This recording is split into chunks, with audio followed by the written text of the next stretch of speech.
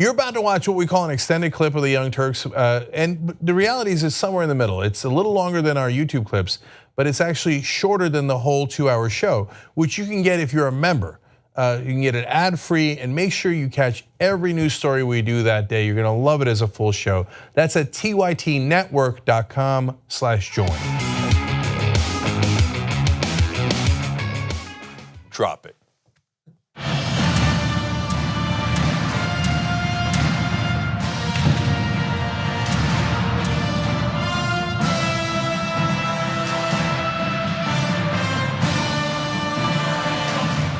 Young Turks, power panel.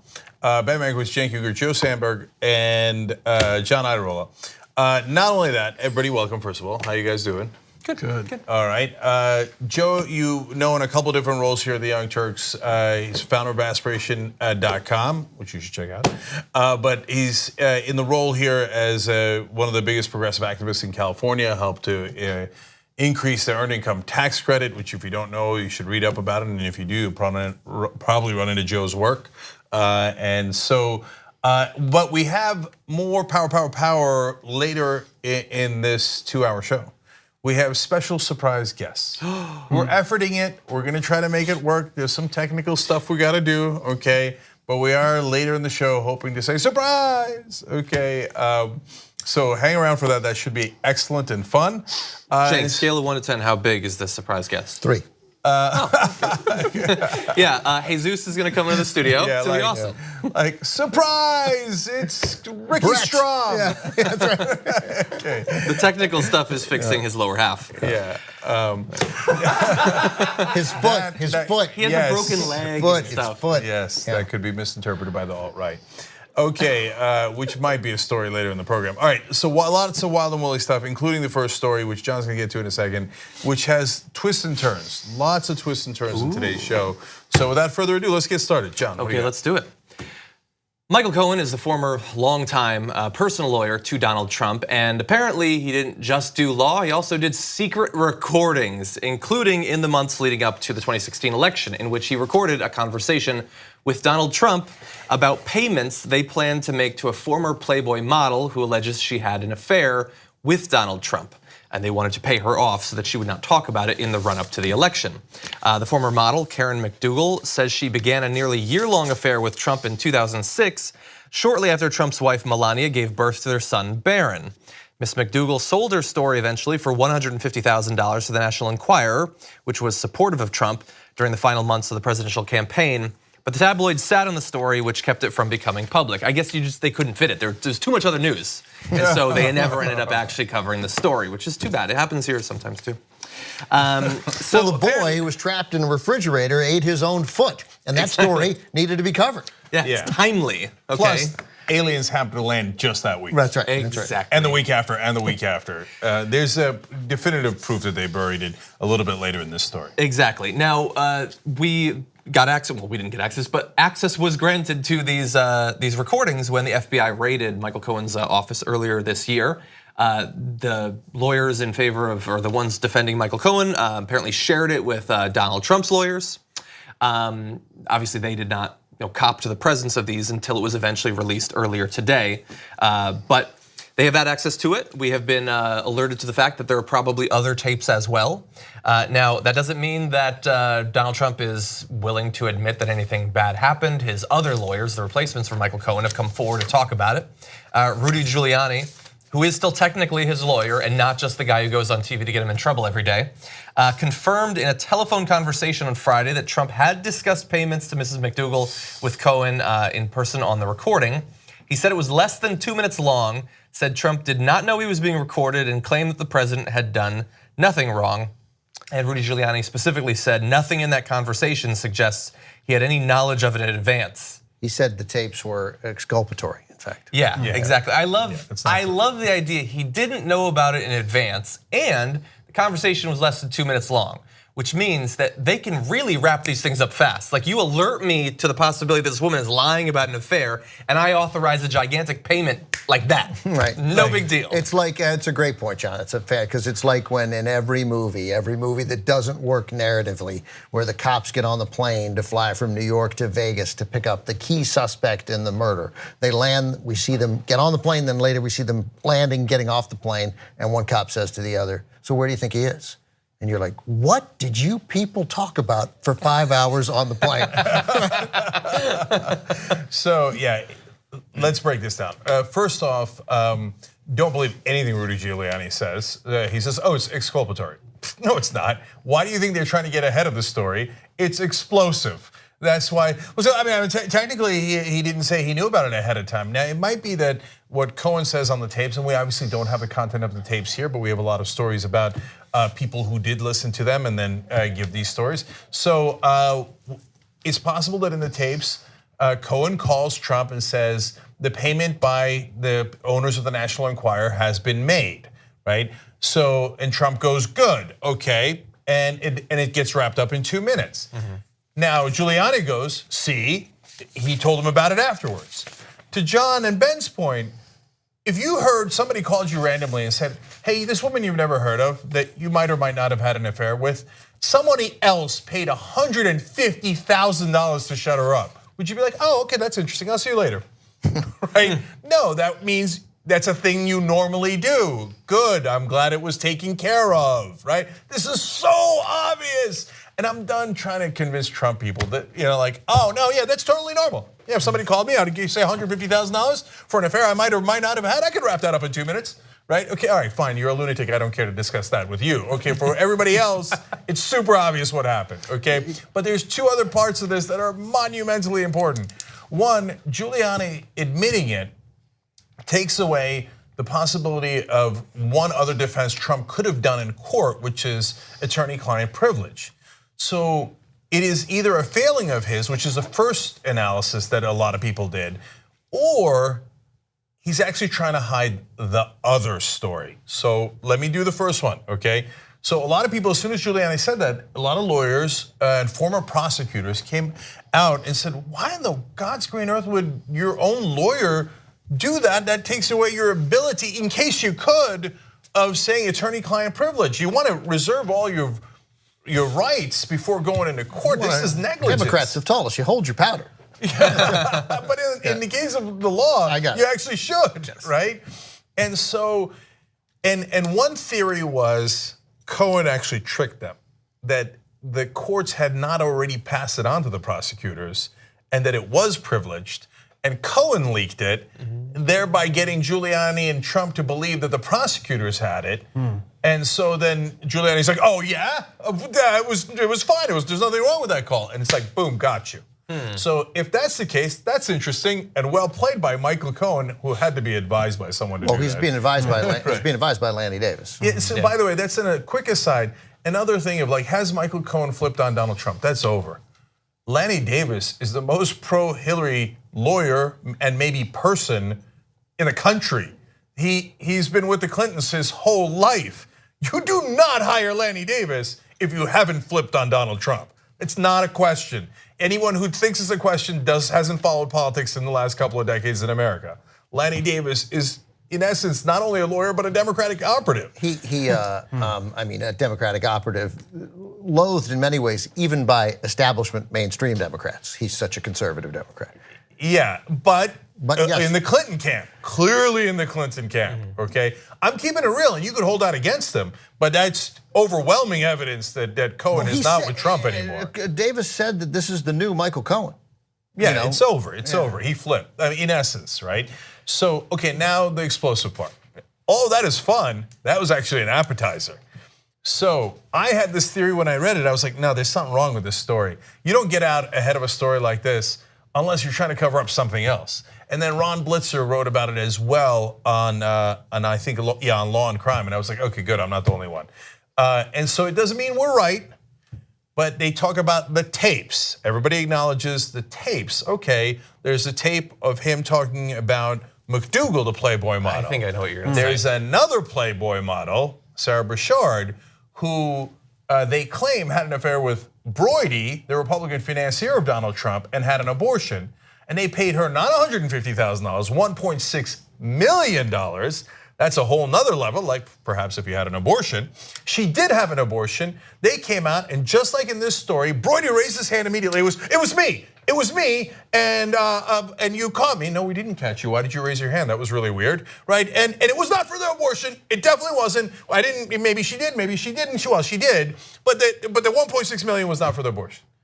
So there has been an ongoing theory written by the New York Magazine and many others that Brody is fronting for Trump. Yes, that Bashar did not have the affair with Brody. She had it with Trump, and in fact, it was a way of paying for Trump's abortion. And if Brody did that, did he receive anything for that?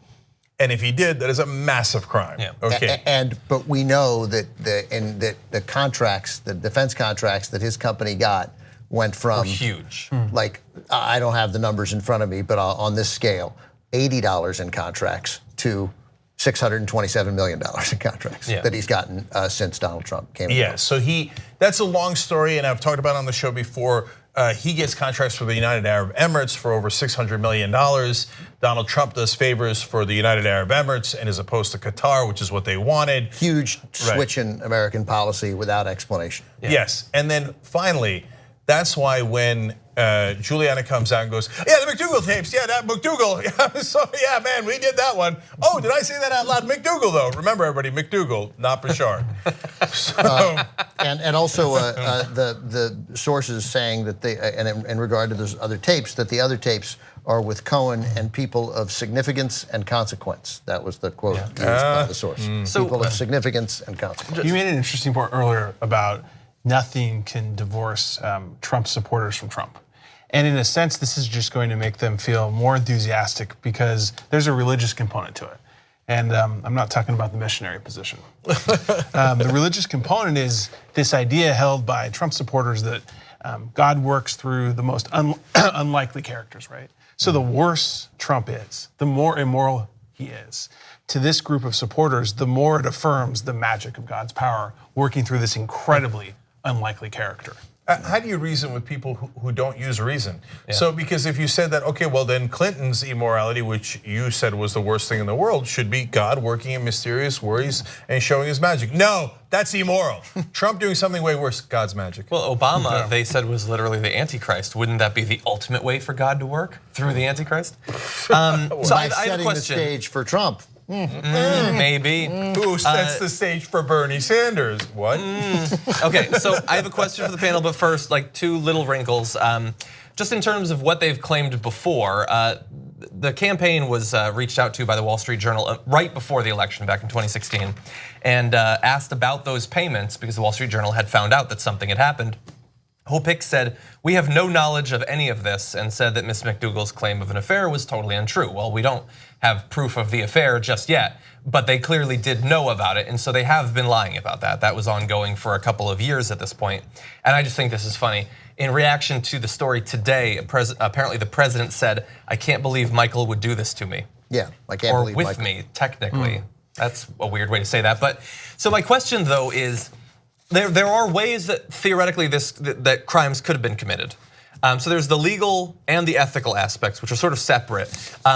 This is explosive, but how likely is this in either of those two areas to actually matter more than a week into the future? So to Joe's earlier point, people are just set in their ways. We're done with it, right? So the 80% of Republicans will not move no matter what.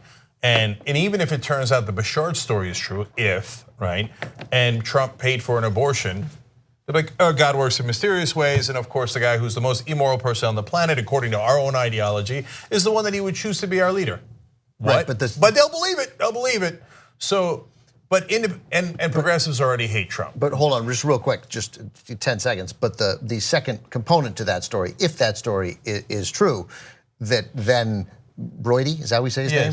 That then he was given favors and defense contracts for stepping up and taking that payment, and he's been the middleman in these deals before. That's a crime that everyone understands. That will make it that one would make it tricky for not for Lanny Davis, for Lindsey Graham.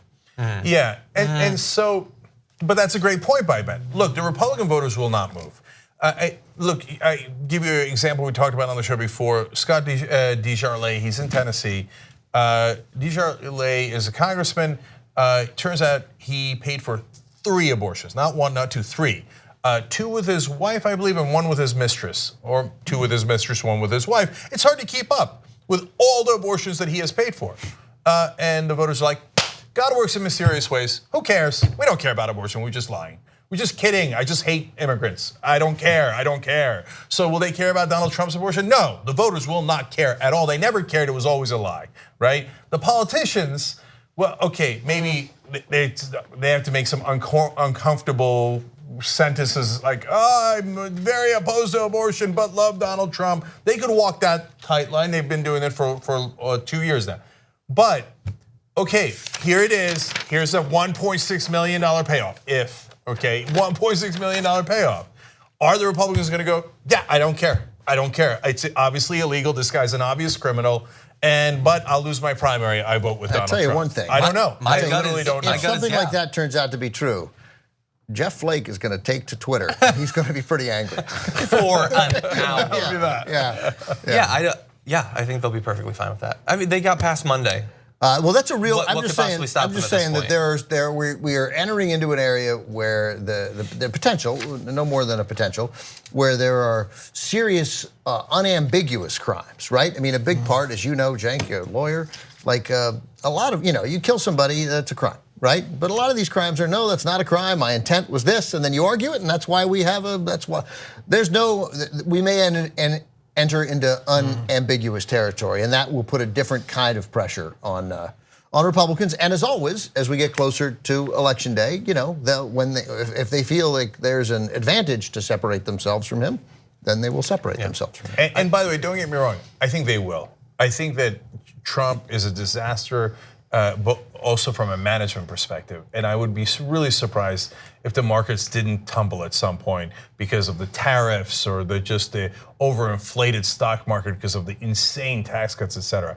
And the minute the markets suffer, the donors will flip, which will make the Republican politicians flip. But that's your only hope. Not like that they develop a conscience or that the Republican voters care. And it's a hope that would be absolutely devastating for the vast majority of America. But there is some percentage of that 80%, make up a number, that's persuadable. Give me a number. 3. Okay, 3%. I was going to go with 8, but we'll take 6. Okay, all right. 6%. Deal. And there's a whole giant swath of Democratic operatives who will run an entire campaign on the off chance that they can get that 4.5%. Instead of running on... Instead of just being like, there's 60% of the other people, let's just get them. Yeah. Oh, yeah. Instead of running on corruption, which is another story in the news today, it turns out we were right about that all along. #1 campaign issue. I've been telling you that for 7 straight years. Anyway, and #2 is, I love this phrasing that Ocasio-Cortez used, economic dignity. You run on that and you will crush these guys. Yeah. So Trump is a monster of a different sort, and there are legal proceedings and investigators. Let them do their job, okay? To me, that's a separate issue, okay? Well, but when you're running a campaign, run to actually help Americans. Yeah. Why don't we take our first break? When we come back, I think it's time for a reappearance of the TYT Supreme Court. Ooh, interesting. Okay, Supreme Court on its way. All right, back on the Young Turks. We did not plant this, I want you to know this.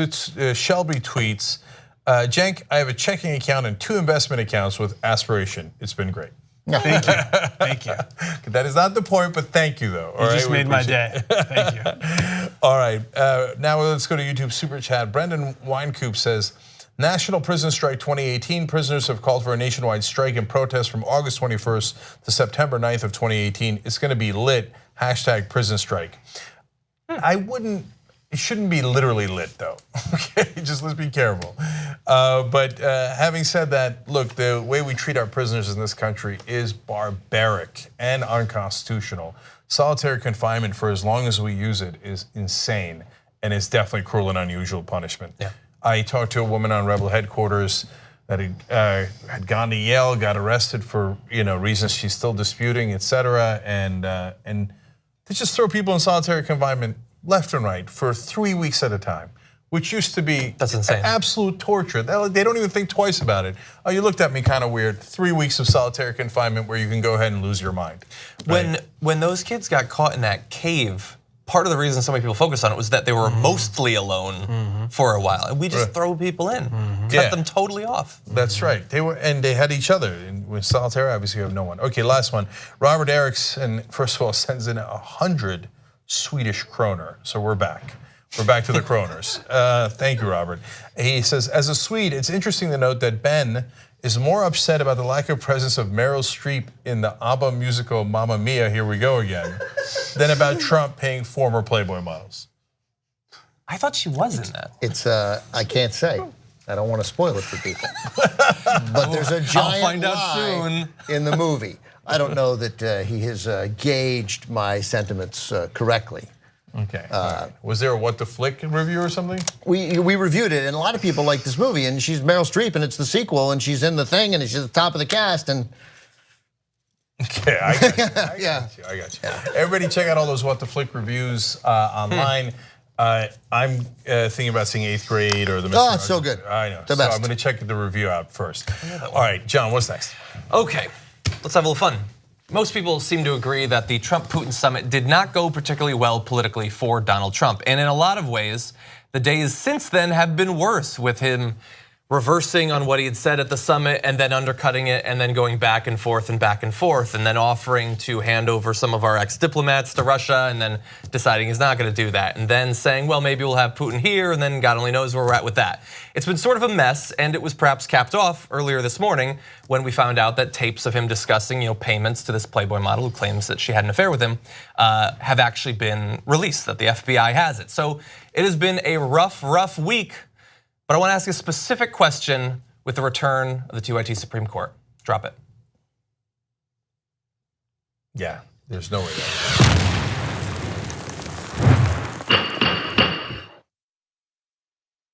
Certain that he did actually have it ready in time. He just wanted me to look awkward. No, he's a professional. He had it ready to go.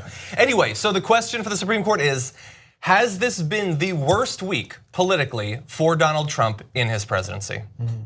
Good one. Now, I want to lay out a little bit more information. So I gave you some of the reasons why many people are saying that this has perhaps hurt him in a way that most other weeks haven't, no matter how bad the news has been. Obviously, he's done terrible things, but his base generally doesn't care. A lot of people have tuned out.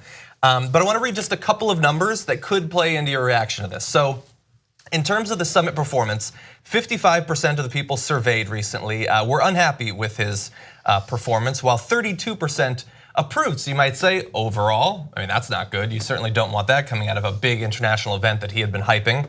However, 68% of Republicans did approve of it, with only 21% saying that they disapproved.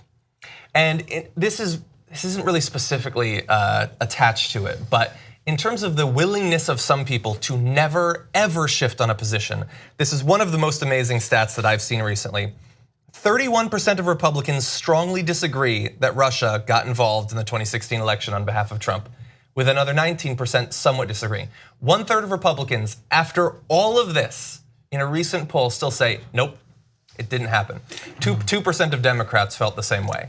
We saw this at the run up to the Iraq War, and Rob Reiner's movie, Shock and Awe, touches on it a little bit. But we talked up, and I don't have the dates off the top of my head, but I mean, it might still be that 40% of Americans believe that Saddam Hussein had something to do with 9/11. I mean, the power of sort of an endlessly well-weaved piece of propaganda, a lie, can be very effective. Also, it made sense. Why else would we be going into Iraq if he didn't have something to do with 9/11? So we're, look, we've said this before, and we're not that bright. Overall, we're not. We're easily swayed by hard propaganda and by soft propaganda, and that's because it works. It's worked over time. It works. That it's effective. Yeah. So two things about that. In terms of the number, only 31% of Republicans are sure that that Russia did not interfere. I'm surprised that number's that low. Right now, really? Mind you, well, another 19% say they're somewhat sure that it didn't happen. So about 50%. So about half, right? Even that is low. So don't get me wrong. Every Republican politician in the country, minus Trump, says yes, the Russians definitely interfered. Every intelligence official says it. Except for Rohrabacher. Okay. Okay, and you're right. There's like 3 or 4 left congressmen who are still left going, no, Trump, Russia, no, Russia's great. I don't know what you're talking about. Russia's the best friend we have. They would never do that to us. Besides, Putin said so, right? And even Trump has admitted, after saying 1,000 times they had nothing to do with it. Yeah, okay, so look, they did, and I've always said that they meddled, right? He even put out a videotape of a couple of times where he said it. So how could it be that nearly half of Republicans, because Ben's right, propaganda works. Because Trump says they did it 3 times, says they didn't do it 1,000 times. And we're in our camps, and it's amazing how well lies work. You just have to have one camp's leader repeat the lie 1,000 times. But it's an uneven playing field because one side lies and lies on purpose. The other side doesn't even make its own case, let alone lying. Yeah, right? and for those who think that we and other people on this panel have been hoodwinked by propaganda, by anti-Russia propaganda and Trump derangement syndrome, for the Iraq War lies, those lies, and the lies to the extent that many in the intelligence community were behind it, many in the intelligence community were screaming no, no, no, and they were overruled by their bosses. One, there are no leaks here. Right, there's nobody inside. There's no CIA agent who goes, no, they're not lying. They're not telling the truth. John Brennan is lying on this. He lied on the other thing, right? And it serves the people in power. That lie served the people in power in the Bush administration, right? That piece of propaganda. This lie is literally challenging the people in power. That is enough reason, all by itself, to understand that on Russia, this is not a piece of propaganda. So, but really fast. So, I definitely think this conversation is interesting, but I am also, in terms of the Supreme Court. Can I rule first? You certainly can. Has this week been worse politically? Judge Sanberg rules as follows. Please, Justice Sanberg. Justice Sanberg, thank you. Right. Thank the you. Supreme No mere judge. Until I didn't go to law school. It was not President Trump's worst week politically. His worst week politically was around healthcare. This might have been his worst week legally, ultimately, because it could be public evidence of treason. But for better or for worse, what voters respond to, and I think that's what informs the question of whether it's the worst week politically, is this question of whether President Trump is on your side. And I think that in his presidency, the moment when it was clearest that President Trump is absolutely not on anyone's side, but big business and pharmaceutical companies, was during the healthcare situation. Yeah, so I'll give my cute answer first, and then kind of my real answer. The cutesy answer is his worst week was the week that he passed the tax cuts, and that's what they think was his best week. That's conventional wisdom, but the reality is catching up with them in terms of the voters. It's now down to only 1/3 popularity because the people are still, where is it? Where's the guy? I thought it was going to come to me.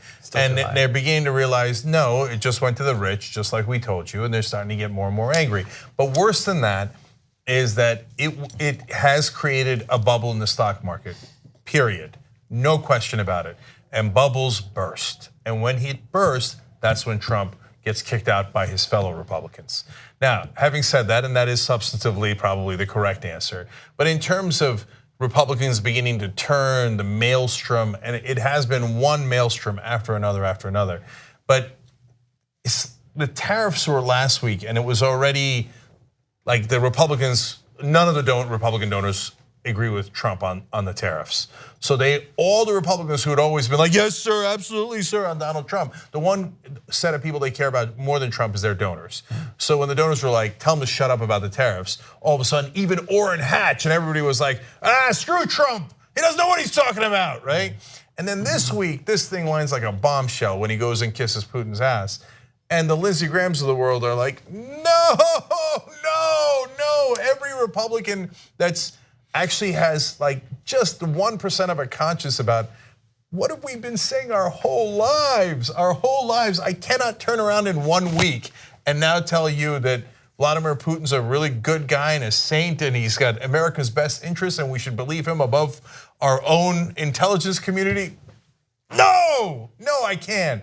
So that's 2 strikes in a row. And then these tapes are coming out and these tapes are going to be disastrous.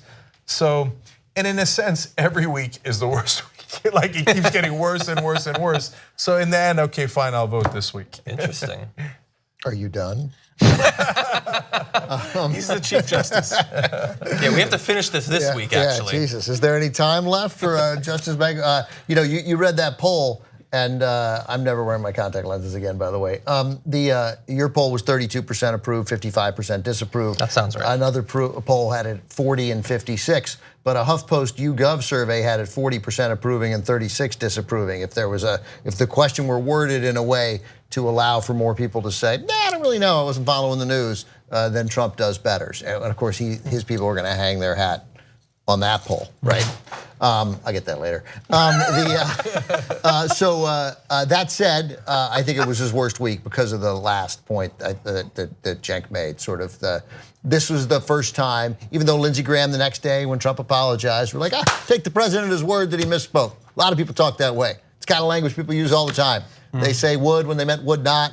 They're always using triple, quadruple, quintuple, sextuple negatives. That's a regular way of speaking. It's not a big deal. But there was a fissure in Republicans, and the fact that only 68% are buying, 68% of Republicans approved of his handling of the summit. That's not a good number for him. He likes those numbers in the 80s. So I will say politically it's his worst week. It wasn't his worst week as a person. It was like one of his best weeks as a person. But politically it was bad. Yeah, I think I agree with you. Every week is just so terrible. Like we do on the damage report at the end of each week, we look back and just say, what's all the crazy stuff that happened? And even that, like it's too much. You can't remember it even if you try to.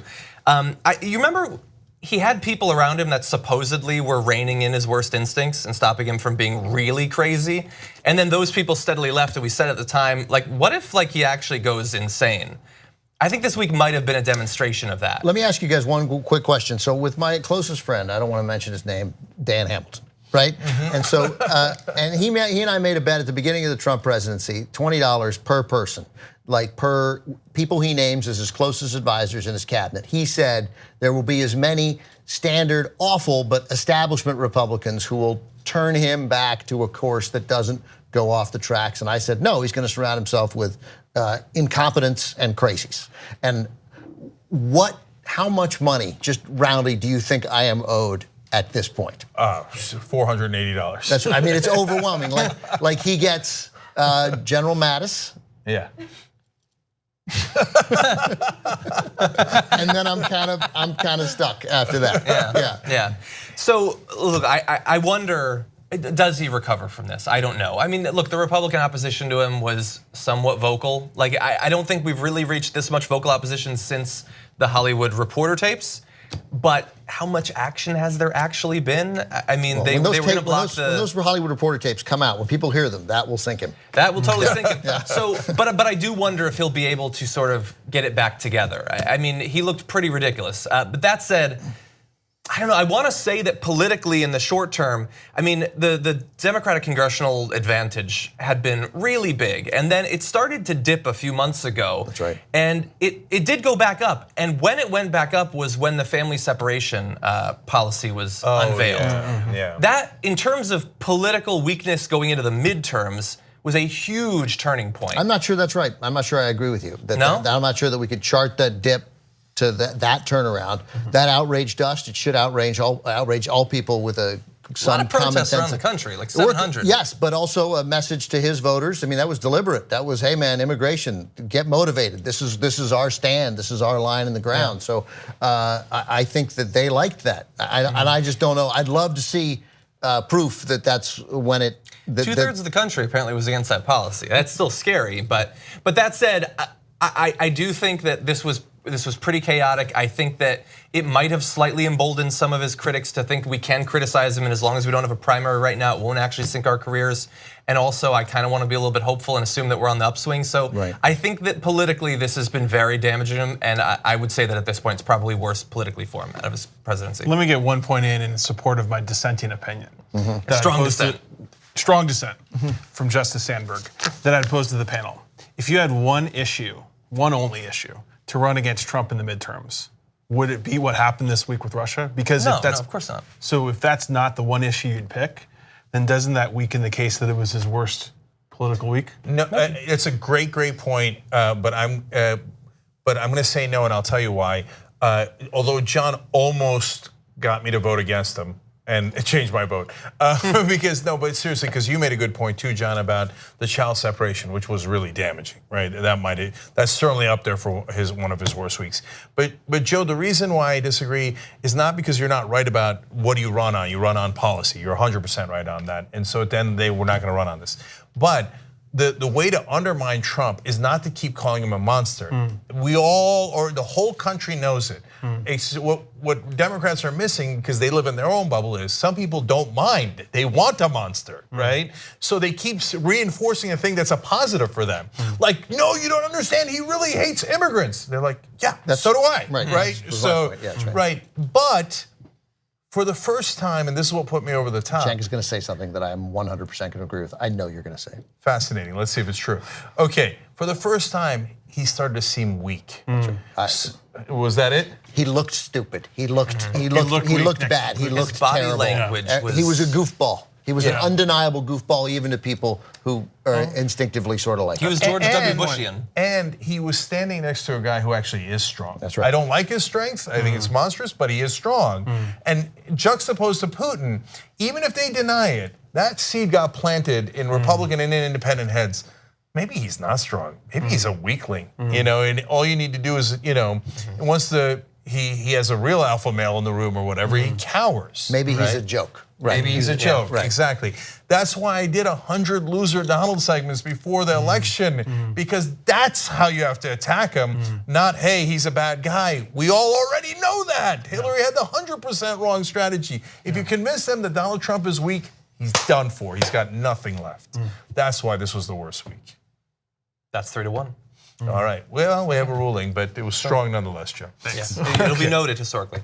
All right, we got to take a quick break. We still have the big surprise coming up for you guys in today's show. And then liberals doing wrong things, in my opinion. So we'll debate that as well when we come back. Thanks for listening to this podcast. You're only halfway through, so hold, stay right here. Just want to remind you, if you want to get all 5 segments of the Young Turks commercial free, these are just 2 of them. Every day we do it. So go to tytnetwork.com/join. And you get the whole 5 segments, 2 hours, ad-free. Do it now. All right, back on the Young Turks. Real quick here, 2 comments. One is from Twitter. Eclectic Miscellanea says, I think the correct answer to which week has been the worst week for Donald Trump's presidency is yes. That's funny. What's wrong with them? Victor Tentukfuy writes in on YouTube Super Chat, and I swear to God we're not planting these. Love the show, love my aspiration account. Thank you. And this is a double whammy. Can we get True North on TYT site or on YouTube, since Go90 is now shutting down? That would be awesome. So look, just still you can find True North out there. Go and watch it, etc., in all the places that it is. Go90. And, including obviously Verizon Go90. And they were a wonderful partner to us. We'll work on the rest later, but that's later. Okay, so just go find it now. It's a wonderful series. The important thing is to.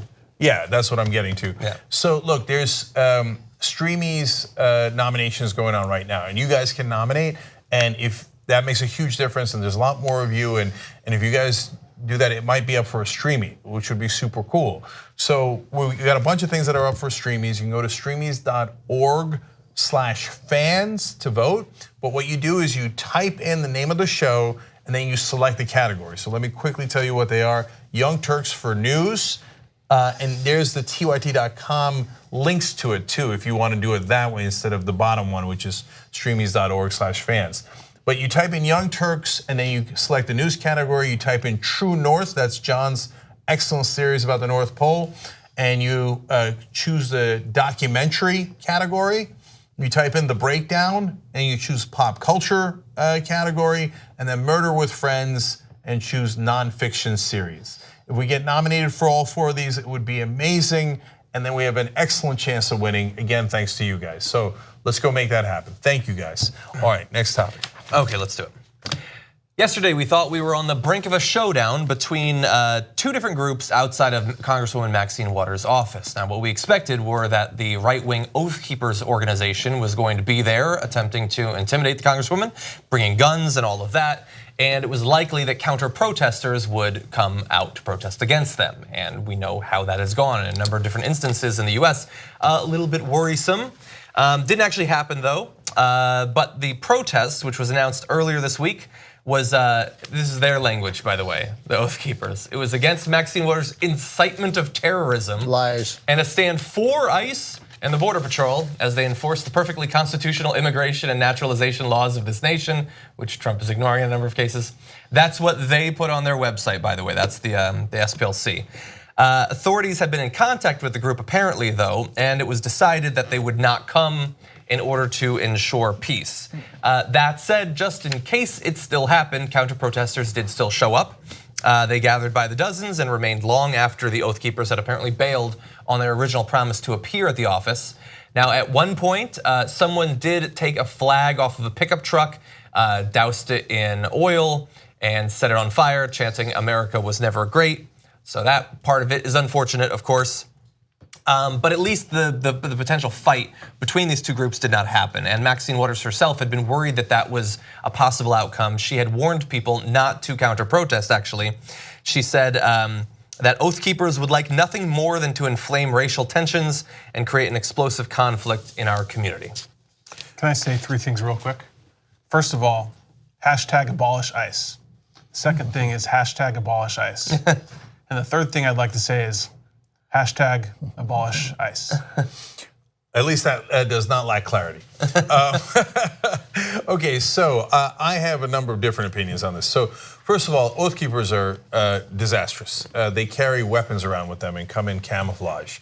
And so when they start saying Maxine Waters is enabling terrorism and I'm gonna come with my weapon, that's a recipe for disaster. So thank God they didn't show up. And I agree with Maxine Waters that I would not want counter-protesters there. So now, as it turns out, Oath Keepers didn't show up anyway, but thank God for that, because if they had, with clearly some of the counter-protesters had, were in a frenzied state, okay, in my opinion. If they had met the Oath Keepers in a frenzied state and one side has gasoline with them and the other side has weapons with them, it's only a matter of time before something like this explodes. So don't do it, don't do it. And if some lunatic right-wingers are going, whether they've got guns or don't, take them. Look, outside of Charlottesville, and yes, Charlottesville was shocking that there appeared to be a couple hundred of them there. But almost every other right-wing protest is 17 people. Just let them be goofballs by themselves, march around like jackasses and go home, okay? So now the third thing is really important. This, I don't know who did this. We in fact called some of the unions that were present. They're like, we did not participate in that part, right? And because I'm trying to figure out who the hell did it, because ripping the American flag, first of all, from somebody's truck, private property, terrible, and could lead to violence if that person then wants their property back, and it's wrong and it's illegal, etc. Saying F the government, America was never great. Okay, I don't agree with that, and I know that at this point there's a lot of rage on the left as well because of all the suppression, oppression, etc. for this long, and you want to have legitimate conversations about the things that America has done wrong throughout history. Are you kidding me? That laundry list is enormous. On the other hand, America has also done wonderful things throughout history, and I would hope that smart people have a conversation about both of those things, right? But the part that really I object to is burning the flag, and then this quote. One of them said, this is not the American flag, this is their flag. No, exact opposite. No, the American flag is our flag. It's our flag. It stands for all the things that we believe in, equality for all, the things that are in the Constitution, freedom of the press, freedom of speech, human rights, civil rights. It stands for all those things. Now, did we always live up to that? No, but that's why we fight, so that we can live up to those principles. So those are our principles. The right wing doesn't own those principles. The right wing hates those principles. Look at what they're doing now. They have an authoritarian leader going around the world kissing up to other authoritarian leaders. They never believed in our democracy. They never believed in freedom of the press or speech. They never believed in any of the Constitution. That's our Constitution, our flag. You should fight for it instead of against it. And it's so important that we maintain non-violent civil disobedience. Yes. There's just overwhelming evidence over the history of our country and movements for justice throughout the world that civil disobedience and resistance works, specifically when it's non-violent and passive, because in those ways we maintain the moral high ground. Yeah, and you're not going to out-violent the right wing, okay? And right now they have the government in their control. You're not going to out-violent state violence. It's a terrible idea, both on morality and on effectiveness. I'm not dubious about the story. I'm curious. There are going to be some more details about the story. The details are incredibly sketchy right now. Yeah. The Supreme Court has thankfully upheld it. You have the right to burn an American flag. You should unquestionably have that right to burn an American flag. But everyone who burns an American flag in America looks like an idiot. We talked earlier in this hour about propaganda, and already this story will be utilized by the right, repeated again and again and again, and those images will show up. And no question, in the march, in the resistance to fight Trump, burning the American flag today, if that story holds up and it is true, as reported, did significant damage. It was a terrible, terrible, incredibly stupid, selfish thing to do. Yeah. I agree with you that the story's too new, and we don't know. And sometimes there are infiltrators. I'm not saying that's what happened. I just don't know. We tried to find out who did it, and there was no details at all. All right, guys, we got to take a break. When we come back, a very special surprise, making the power panel a little bit more powerful. You're gonna love it. Thanks for watching what I hope was a lovely edition of the Young Turks. Now, you know that is 2 of the 5 segments that we do because that's free. We want to have you support independent media and come watch the whole show that we do every day. That's 5 segments overall, no ads at all. That's at tytnetwork.com/join. Come become a member. Thanks for watching either way.